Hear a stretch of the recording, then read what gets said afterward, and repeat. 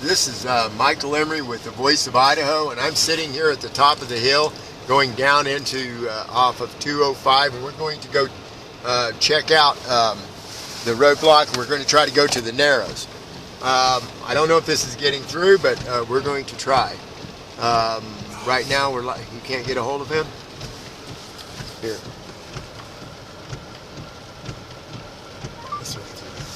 Who are you talking? Call him Brandon. Okay, call Brandon.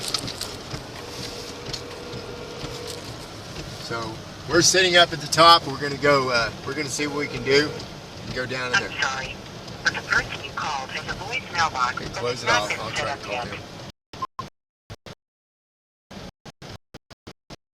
Trying to call one of our associates.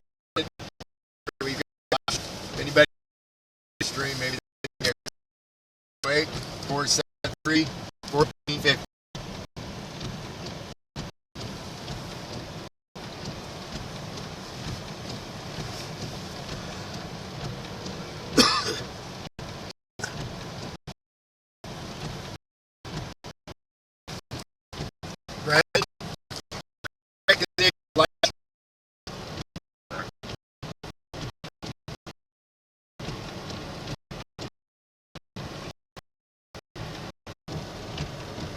Alright.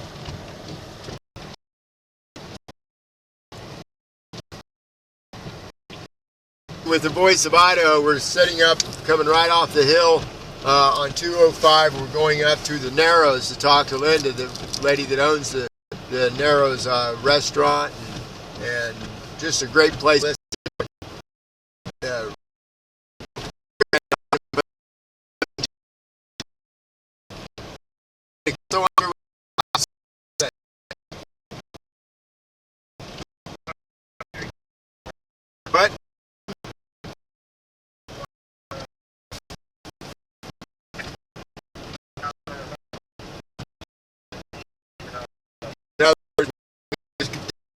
it is. You can see me, okay? I've got on dash as well. So we're going to get off of here, Brandon, so I can take some photographs. Okay? You see?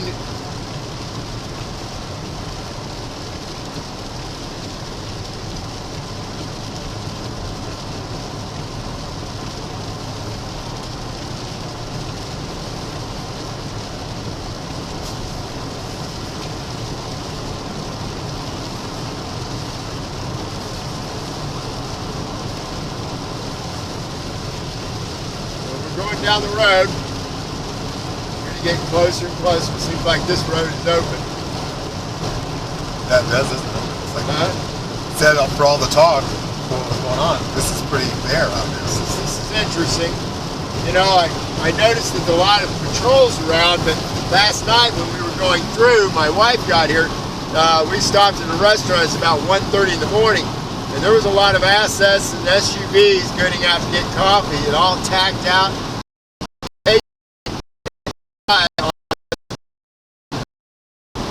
You know, some of the people within the government of Harney County, like the sheriff, would have addressed the grievances. They had a redress of grievance that is proper within any court of law for basically, you know, exposing improper actions within the Hammond case. All of this comes down to that simple point. And that the conditions they said were unacceptable were that we needed that to have full exposure in a court of law.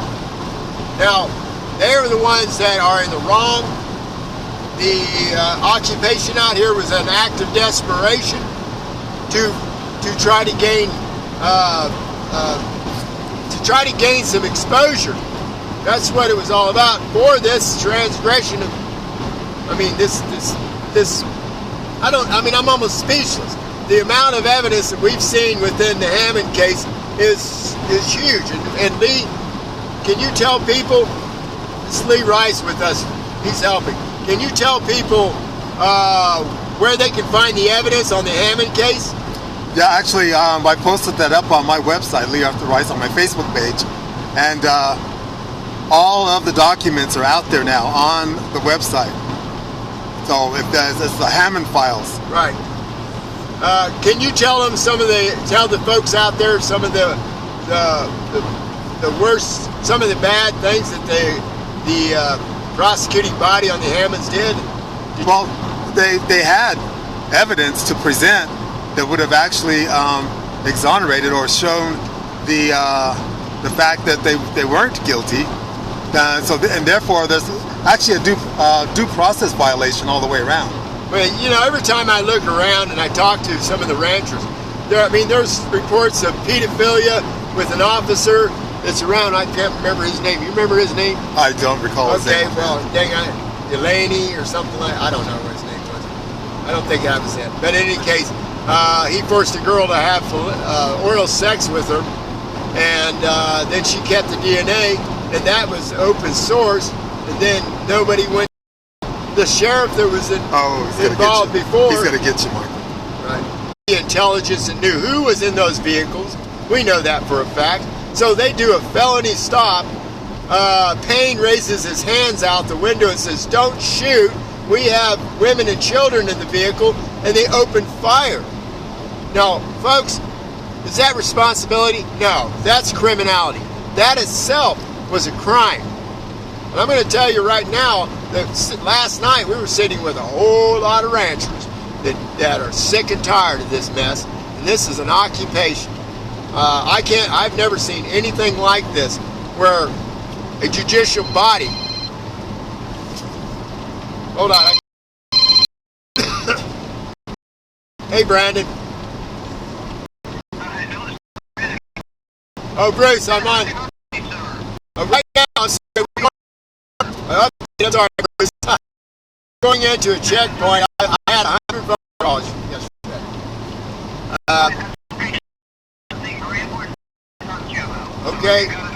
Okay, just a minute. We're coming into a check right now and recording live. Go ahead.